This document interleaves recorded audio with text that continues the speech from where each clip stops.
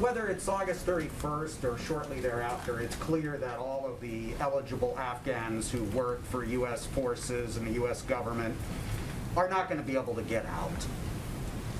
For those watching, what do you say to them? What advice do you give? Should they try to get to a third country on their own? Should they wait for some diplomatic solution? So first, we're in touch with the Afghans at risk eligible for special immigrant visas and other categories of support from the U.S. government.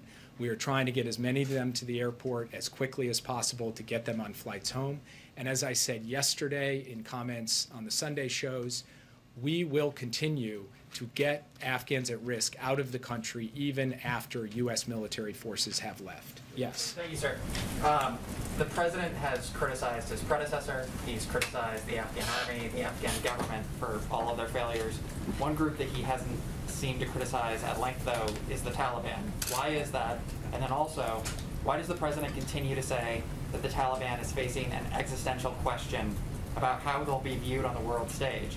I mean, they're going door to door, going after the families of these translators.